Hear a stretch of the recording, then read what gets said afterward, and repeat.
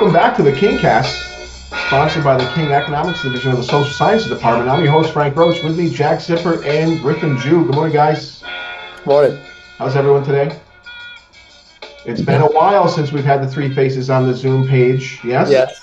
we had 3 weeks off of vacation, and then we had some trouble getting together the past couple of weeks. So nice to see your bright young faces again here for another KingCast. We got some great topics to talk about today. Of course, during our time off, we did lose a wonderful teacher, friend, colleague, Mr. Adam Boaz. Sad situation developed for us in the King community. I know Adam as a wonderful guy, a colleague. He was part of the early morning group of teachers that got on campus like 7 a.m. every morning. We had that quiet little time together every day, which I really, really miss. Did you guys have him as teacher or advisor? I had him, my first class at King, which was a summer public speaking course, was actually taught by him. How So was that?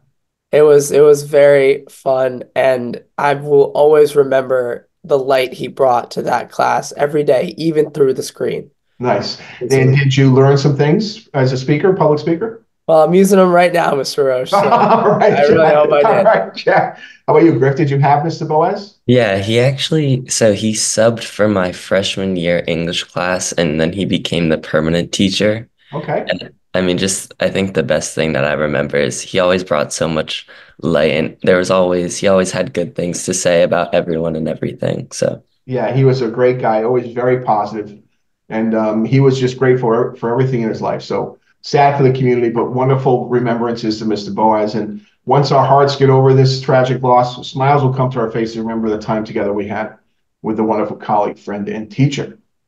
All right, so we got some hot topics today. Jack is going to update us on more funding for Israel and Ukraine and other things. Griffin finds a crack in the AI stock world. We'll do a lunch check. And we'll check on, as always, U.S. economic data, the performance of the U.S. economy, and how financial markets reacted over the week ending the 20th of April. Griffin, we have a little crack in the AI world, don't we? The euphoria of Nvidia and its associated companies seems to be coming to a little bit of a screeching halt. Talk to us about this vendor for Nvidia. They're called Supermicro. What can you tell us, Griff? yeah, well, investors dumped Super Microcomputer stock on Friday, driving its price down as much as 23%. This worry stems from a lack of clarity surrounding the company's upcoming earnings report. While Supermicro announced the release date for its third quarter results, which is April 30th, it notably skipped the pre-announcement for the previous quarter in January. Companies typically offer a sneak peek at earnings when they expect results to significantly exceed Wall Street's expectations. This silence from Supermicro has spooked investors, leading to concerns that the upcoming report might not be as strong as the last one and could even fall short of analyst predictions. Analysts at Wells Fargo Securities highlighted the lack of a positive pre-announcement from Supermicro Computer, viewing it as a negative sign for the upcoming earnings report, according to Bloomberg. This news comes after a remarkable year for Supermicro, fueled by surging demand for their AI servers. The company's stock skyrocketed over 1,000% and earned a spot in the prestigious S&P 500 index, graduating from the smaller Russell 2000. Since Supermicro servers often utilize Nvidia chips, investors seem to be connecting the dots. The potential for a weaker than expected report from Supermicro is causing jitters and dragging down Nvidia's stock price as well. This fear has driven Nvidia's share price down as much as 10%, wiping a staggering $183 billion off its market capitalization. All right, tough to feel too badly for these particular companies or the investors in the stock valuations. They've had such a huge ride over the past couple of years. So giving back some of this huge increase in asset valuation is not too surprising. So I'm not going to feel too badly for that. But obviously a little concern, maybe a little pinprick in the bubble that is AI. Griff, with this recent plunge in the stock price, what does it mean for the surrounding idea that AI stocks are in a bubble? Well, there is an ongoing concern that these stocks are highly overvalued, and with Supermicro missing the pre-announcement for their earnings, this could prove true in the upcoming weeks. However, AI is still in its early stages that do have huge upside potential for future growth. In general, it is still difficult to say whether or not AI is in a bubble, and even analysts aren't really sure where this could go. Yeah, it's a tough forecast for sure. Impressive technology, again, just scraping the internet. of all the information humans being put on there since the early 1990s. We'll see if this is hype or not in not too distant time. There's a lot of concern around AI, whether we should let it proceed or not. There's a lot of people talking about it from both sides, but wonderful opportunities to make money for sure. And they're giving a little bit back here in Nvidia and Supermicro, so not too surprising. Great topic as always, Griff. Jack, you delved into a hot topic going on in the U.S. Congress. There's been a debate going on for weeks and weeks, funding for Israel and Ukraine and some other things. In Asia, a package was put together over the week for a spending bill to support Israel and Ukraine and Taiwan militarily and financially. The vote was cast over the weekend in the U.S. House. What did we find out, Jack? Well, after months of fierce debate, the House has finally passed a series of foreign aid bills that would send funds to Ukraine, Israel, Taiwan, and to ban TikTok. Yes, you heard that right. This $95 billion aid package would give the app's Chinese parent company, ByteDance, 9 months to sell the social media company, or it would be banned from U.S. app stores. In addition, the bill would place sanctions on the seizure of frozen Russian assets to pay for Ukraine's reconstruction, as well as impose sanctions and other punitive measures against Russia, China, and Iran. The bill faces resistance from progressives who objected to the funding of Israel, as well as many GOP lawmakers who are against Ukraine funding. Nevertheless, the bill marks bipartisan consensus in what has been a divided Congress. The legislation will be combined into one amendment before being sent to the Senate, where lawmakers will begin voting on it on Tuesday. The Senate is likely to pass the package, which would then head to President Joe Biden, who has signaled that he would sign it. All right, so I always love this tactic that members of Congress use when they can't get their favorite thing passed through the normal process. So this is clearly a foreign aid package bill, a military bill, a national security bill, and yet someone slipped in the TikTok bill in order to get this done.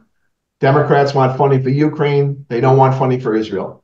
Republicans want funding for Israel, not funding for Ukraine. Democrats oppose banning TikTok. Republicans want to ban TikTok. So they do this type of stuff where they jam in this other package, knowing this bill is going to get passed, and therefore the TikTok ban will be passed. So always a little annoying how petty that is. But Jack, with respect to the bill itself, what does this mean for the Speaker of the House, Mike Johnson, pushing this through? He seems to have become quite a different guy once he was Speaker compared to what he was when he was just a House member. What do you think? Yeah, certainly. Speaker Mike Johnson has been the target of GOP ire after this bill passed, with many GOP lawmakers who helped Johnson get the position now feeling betrayed, and they could possibly move to remove Johnson from office. Congressman Matt Gaetz, who was really instrumental in bringing Johnson into office and removing former Speaker of the House, Kevin McCarthy, from office, has been increasingly unhappy with Mike Johnson's conduct and consequently could do the same thing that he did to McCarthy that he will now do to Johnson. Yeah, so it is quite remarkable. Mike Johnson had opposed vehemently funding Ukraine prior to becoming Speaker of the House and a variety of other things that he's changed his position on. It's really interesting that what happens to people when they get into these leadership roles. Many will argue that the deep state got to Mike Johnson, that real politic took over Mike Johnson's ideology about doing the practical, sensible things for the nation and the world. So there's going to be consternation in the Republican Party for sure. And remember now, the slim margin Republicans have in the U.S. House is making Mike Johnson's life very difficult as a Republican Speaker of the House. All right, great topics, guys, as always. Some things we want to keep an eye on as we move forward through into the summer. All right, as always, we want to check out our wonderful King community. Griffin's our King Things guy. Griff, what's happening in King Things? So to start, over 40 varsity captains from all 3 seasons of King Athletics gathered last week for the Captain's Council Workshop. This program, part of the school's commitment to athlete development, featured interactive sessions designed to equip these leaders with essential communication and leadership skills. Next, after weeks of diving into and learning about STEM, grade 6 students faced the ultimate test of the annual Build a Boat Challenge. Working in teams, they had to design and construct a boat that could conquer the watery battlefield, aka the class sink. The students had to manage their budget while also creating an effective buoyant boat. And last but not least, for the past 3 months, Miss Kyo and Miss Baum's fourth grade class explored the power of picture books. Students delved into universal themes using text evidence to craft insightful 5-paragraph essays. These essays then fueled engaging group podcasts, a platform for students to share their discoveries and learn from each other. Okay, so good things as always happening in the King community. It sounds like fun stuff. Love that kind of stuff. There's a competition Red Bull does. I think it's in the UK where people have to design some sort of moving vehicle with wings on it, and they shoot off a platform over water, and they try to get some flight. Are you aware of this? Ever seen these? Yeah, I feel like I know what that. I feel like it's called the Red Bull Flugtag, but I may be wrong. All right, so we're aware I of it. feel like Anyway, that's what's really funny, yeah. very fun to watch for sure. And that reminded me of that with the boats. All right, Jack, it's time for sports. We have some interesting stuff coming up this weekend. What's going to go on this weekend with King Sports?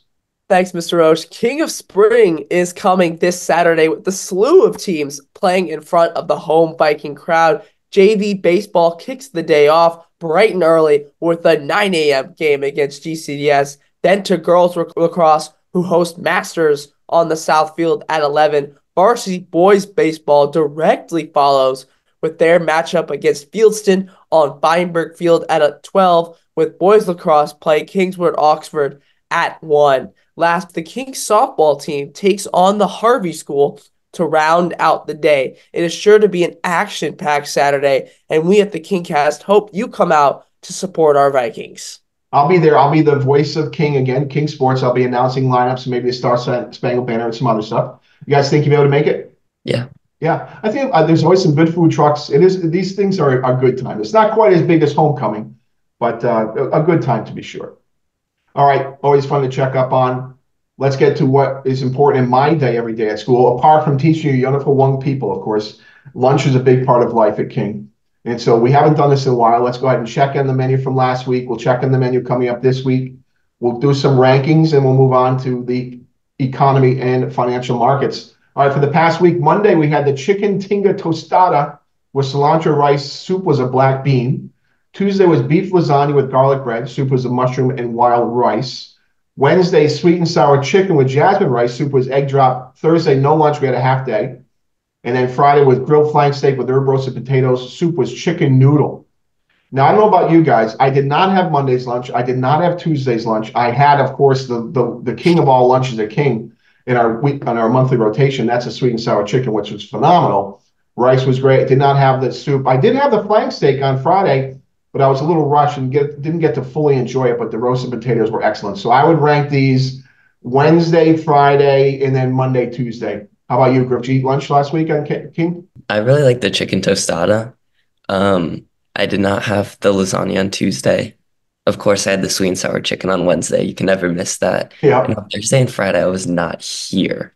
Okay. So you missed lunch. I guess in terms of my rankings, I'll really just go Wednesday, Monday, because sweet and sour chicken is always the best. Okay, Jack, how about you? Did you eat lunch this week at King? Yes, so I didn't have lunch on Tuesday, but I did have lunch Monday, Wednesday, and Friday. And I felt like obviously the sweet and sour chicken was the best. I would say that the chicken tostada was the second best. I really like that. How And many then Viking helmets, Jack, for the tostada? oh, I would give that 4.5 Four, Viking okay, helmets. 4.5, okay. And then on Friday, I thought the grilled flank steak was very good as well, but not at the same level as the other two. So I'd give that a 4, but it's third place for the three Okay, meals I did eat. that's cool. I forgot our Viking helmet scale. Of course, Wednesday was a 5. Yes. Friday, I'll give it 3. I did enjoy the flank steak. The third roasted potatoes made that dish for me. And then this coming week, starting today, Monday, fajita steak salad with brown rice. Soup is a vegetarian chili. Tuesday's Passover, so we will not be in school. The Jewish exodus out of Egypt.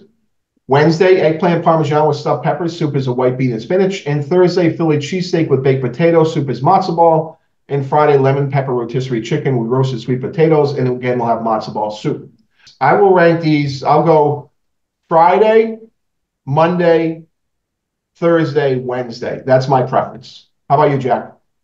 Well, I'm really excited for Friday, but I'm also excited for Thursday's Philly cheesesteak. So I'll go Friday, Thursday, Monday, and then Wednesday in dead last. Okay, Jack, Griff. Yeah, I don't think I've ever had the fajita steak salad. Okay, well, here you So I'm go. gonna go. I'll rank Monday first. Then I will do Thursday with the Philly cheesesteak, and then Friday with the chicken. And then I'll agree with Jack. Not a big eggplant parmesan guy, so that's Yeah, I gonna don't go. do the eggplant parm. In fact, any parm I'll do. I'll do any parm without the cheese, but they don't do it without the cheese. So I want to thank Flick as always for helping us out. The wonderful crew at Flick. I have a couple messages from Junior, the executive chef. Please don't throw your plates away in the garbage. The plates go in the dishwashing area. Don't throw them away when you dump your food into the garbage. Also, you may have noticed this past week, we have a new waffle station at the breakfast area. And so don't forget, you have that option now. We have waffles with different types of toppings. All right. So anyway, always treat the wonderful staff there that feeds us every day with respect and kindness, which we do always at King. We're a wonderful community. Let's take a moment and check in on the U.S. economy, the performance of the economy through economic data and how financial markets reacted. Start us off with Friday, Jack. Well, on Friday, we had no data. On Thursday, initial unemployment claims for the week ending April 13th was 212,000 versus 212,000 in the prior week. We also had April Philadelphia Fed Business Conditions Index 34.3 versus 38.6 in March, and March existing home sales down 0.3% to 4.19 million units on an annualized basis versus up 9.5% in March. Okay, some weakness there. Initial claims data. I'm just going to begin ignoring that data. That data is meaningless right now. Philly Fed Business Condition Index still indicates weakness in the economy. Existing home sales down, not surprising. High prices, high interest rates, still above levels that we've seen over the past couple of years. Nothing here changes the Fed outlook for their June meeting. Jack, what about Wednesday? Well, on Wednesday, we had NBA mortgage applications for the week ending April 13th, which was up 3.3% versus up 0.1% in the prior week. And we had February overall international net capital flows, which was 51.6 billion versus negative 30.8 billion in January. And that data tracks the appetite of foreign nationals to buy U.S. government debt or U.S. corporate debt. A positive inflow obviously indicates that more money flowed into the economy than out of the economy in February. And notice that's quite an old number, right? That's three months back now, and that's the nature of how difficult it is to track flows across the border. Again, on Tuesday, please, Griff. March housing starts down 14.7% to 1.321 million units on an annualized basis versus up 12.7% in February. We had March capacity utilization 78.4% versus 78.2% in February. And March industrial production up 0.4% versus up 0.4% in February as well. Just see some more housing data weakness there. So we've seen weakness across the board in housing data. And again, not surprising, still elevated above post-COVID levels, but coming off these highs. And it's important that it does that. We've had a little bit of a housing bubble here. Housing affordability is a real problem in the economy right now. So good news that this is happening for those who don't own a home or for your generation coming into the housing market in the next 10 or 15 years. All right, let's check on this week's data for the week of April 22nd. No data on Monday. Tuesday, we have March new home sales. Wednesday, we have our weekly NBA mortgage applications for the week ending April 20th and March durable goods orders. Thursday, we have initial unemployment claims for the week ending April 20th. We also have the Q1 preliminary gross domestic product, the March goods trade balance, and the March pending home sales. No data on Friday. GDP will get a lot of attention this week. Durable goods orders will get some attention. New home sales will get some attention. Nothing here should change the outlook for the Fed's decision-making in June. We have the Fed on hold for their April 30th, May 1st meeting, and we have the Fed on hold for their June meeting, and that spooked markets this week as we had some hawkish comments coming out from Fed officials about inflation not falling as expected and in fact reversing to the high side again. We saw this in equities. Let's check in on financial markets. Griffin, tell us about stocks. The S&P 500 opened the week at 5,054. The high for the week was on Wednesday at 5,076, the low on Friday at 4,956, and the market closed on Friday at 4,967, down 87 points for the week, or 1.7%, with a range of 120 points. The S&P is completely cued in on Fed commentary right now about the June rate hike or not, rate cut or not, and 2 or 3 rate cuts coming in 2024. I suspect, again, I'm a seller of rallies and equities. You guys know this, and we saw some of this week. Jack, let's check in the bond market, fixed income. We use the 10-year Treasury as our proxy. What do you have for us? The benchmark 10-year U.S. Treasury bond yield opened the week at 4.6%, had a high on Tuesday at 4.7%. The low was on Thursday at 4.5% and closed on Friday at 4.6%, so unchanged on the week. The range for the week was just 20 basis points. That's a pretty good range, and now we found a little channel here. We got a little range to trade, 4.5 to 4.8. We need that 5% level is a big technical level. We need to reach above 5% to get ourselves back away from this severely inverted yield curve to move away from recession. Foreign exchange, Griff? The ICE US dollar index opened the week at 106.24. The high was on Tuesday of 106.46. The low was on Friday at 105.85 and a close on Friday of 106.12, down 12 points for the week. The range for the week was 61 points. Okay, dollar strength has been in theme now for a few weeks. Buy dips in the dollar. That important 105.90 level was taken out some time ago. We're a little bit range bound, but buy dollars on the dips. Stronger dollars, interest rates begin to rise. Commodities, Jack, what's happening there? The Dow Jones Commodities Index opened the week at 1,023.85, had a high on Friday of 1,031. The low was the open on Wednesday of 1017 and closed the week at 1029, up 5 points on the week with a range of 14 points. We have cocoa still skyrocketing to the upside, silver, gold, oil, natural gas, all moving to the upside, helping boost the commodities index. So lower stocks on the week, prices spooked by Fed talk, hawkish Fed talk. Interest rates unchanged, but moving in the right direction higher. U.S. dollar was down small, but still buy dips in the dollar. Dollar strength remains a theme. Higher commodity prices were up a bit, but not too much. A better correlated week for sure. Stocks remain the outlier. A little bit of a bubble there for us. All right, Scott, let's get out of here with our friendly reminders. Griff, start us off.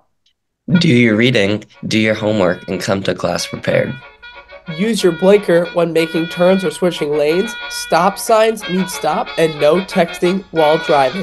By the way, those rules apply more than ever. I see everyone abusing the blinker rule, and always try to buy American. That's it for us. One more show next week, our last show of the season.